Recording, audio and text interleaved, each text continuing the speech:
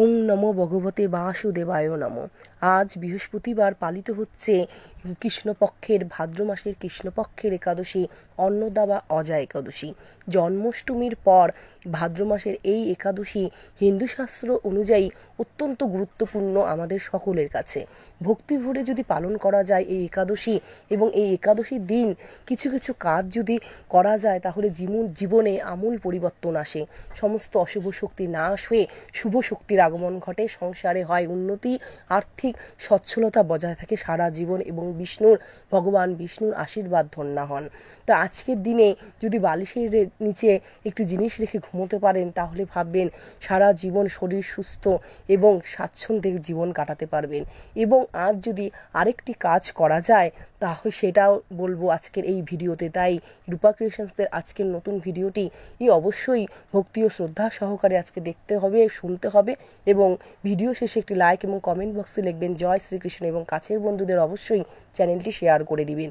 এবং আজকের এই একাদশী পালনের দিন যদি ব্রত কথাটি সম্পূর্ণ যদি শুনতে পারেন না টেনে তাহলে কিন্তু খুবই ভালো হবে। কারণ আজকের যারা ব্রত পালন করছেন এবং যারা কোনো কারণবশত ব্রত পালন করতে পারছেন না এই একাদশীর ব্রত, তারাও যদি আজকের ব্রত কথাটি শুনেন তাহলেও সমস্ত পাপ, জীবনে করা সমস্ত পাপ নাশ হয়ে যাবে। কারণ এই অন্নদা বা অজা একাদশী হচ্ছে পাপ মোচনকারী একাদশী।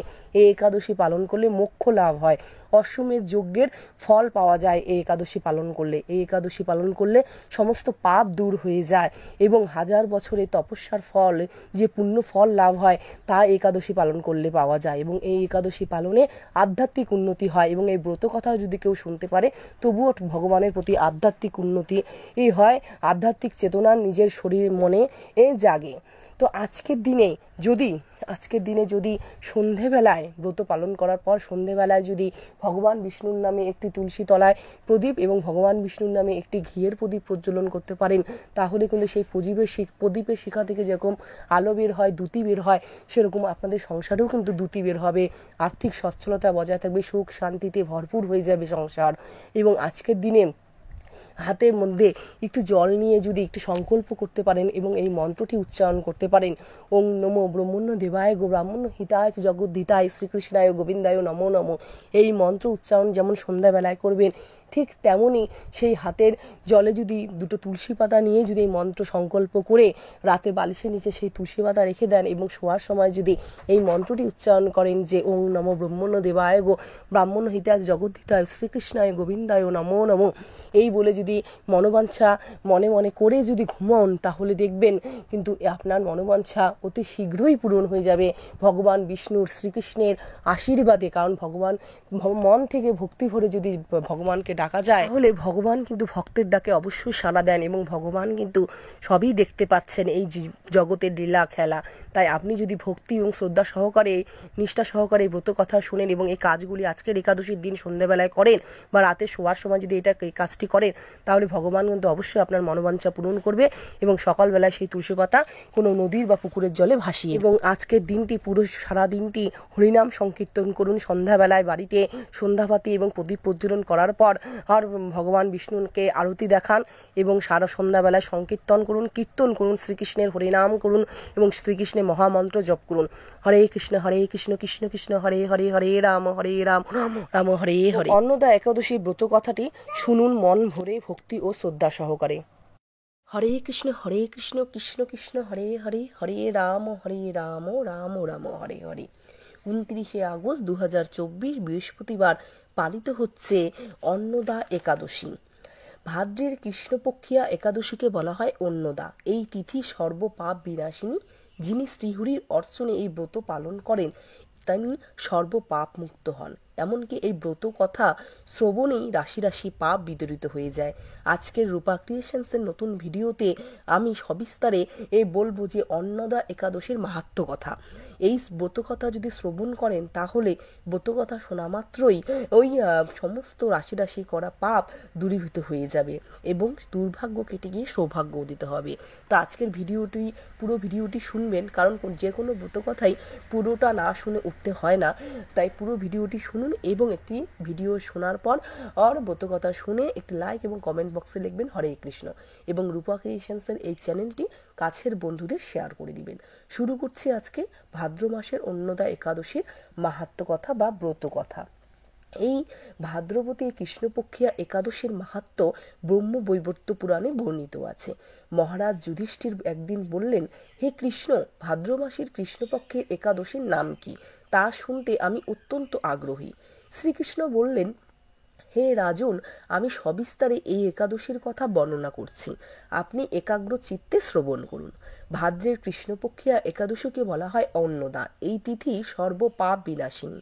যিনি শ্রীহরির অর্চনে এই ব্রত পালন করেন তিনি সর্বপাপ মুক্ত হন। এমনকি এই ব্রতের নাম শ্রবণেই রাশি রাশি পাপ বিদরিত হয়ে যায়। এই ব্রত প্রসঙ্গে একটি পৌরাণিক ইতিহাস রয়েছে। প্রাচীনকালে হরিশ্চন্দ্র নামে এক নিষ্ঠাপরায়ণ সত্যবাদী চক্রবর্তী রাজা ছিলেন। পূর্ব কর্মফল ও প্রতিজ্ঞার সত্যতা রক্ষায় তিনি রাজ্যভ্রষ্ট হন। অবস্থা এমন হলো যে তিনি নিজের স্ত্রী, পুত্র এবং অবশেষে নিজেকেও পর্যন্ত বিক্রি করতে বাধ্য হলেন। রাজেন্দ্র, এই পুণ্যমান রাজা, চণ্ডালের দাসত্ব স্বীকার করেও সত্য রক্ষার্থে দৃঢ় নিষ্ঠা প্রদর্শন করছিলেন।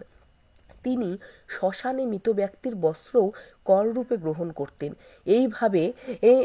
এইভাবে তার বহু বছর কেটে গেল।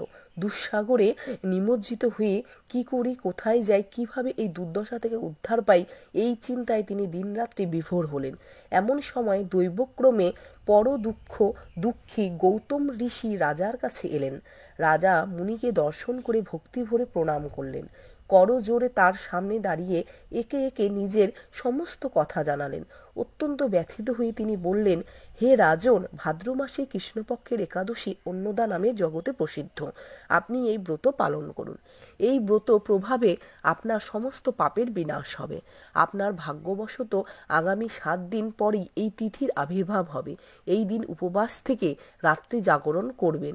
এইভাবে ব্রত উদযাপনে আপনার সমস্ত পাপ ক্ষয় হবে। হে রাজন, আপনার পুণ্য প্রভাবে আমি এখানে এসেছি, জানবেন। এই কথা বলে গৌতম মুনি অন্তর্হিত হলেন। ঋষিবরের উপদেশ মতো তিনি শ্রদ্ধা সহকারে সেই ব্রত পালন করলেন। তার ফলে তার সমস্ত পাপ দূর হলো। হে মহারাজ, এই ব্রতের প্রভাব শ্রবণ করুন। যথাবিধি এই ব্রত পালনের বহু বছরের রাজা হরিশ্চন্দ্রের অবসান হয়, সমাপ্ত হলো। আকাশ থেকে দেবগণ দুন্দুভি বাদ্য ও পুষ্প বর্ষণ করতে লাগলেন। নিষ্কণ্টক রাজ্য সুখ ভোগ করে অবশেষে আত্মীয় স্বজন ও নগরবাসী সহ স্বর্গে গমন করলেন। যে মানুষ নিষ্ঠা সহকারে এই ব্রত পালন করেন তিনি শ্রীহরির চরণে ভক্তি লাভ করে অবশেষে দিব্যধামে গমন করেন। এই ব্রতের মাহাত্ম্য পাঠ ও শ্রবণে অশ্বমেধ যজ্ঞের ফল লাভ হয়। তা আজকের ভিডিওতে এই হলো অন্নদা একাদশীর ব্রত কথা বা মাহাত্ম্য কথা। আশা করছি আপনারা যে শ্রবণ করলেন তার আশানুরূপ ফল পাবেন। আজকের ভিডিও এখানেই সমাপ্ত করছি। ভিডিওটি ভালো লেগে থাকলে অবশ্যই একটি লাইক এবং কমেন্ট বক্সে লিখবেন হরে কৃষ্ণ এবং কাছের বন্ধুদের অবশ্যই শেয়ার করে দিবেন। নমস্কার।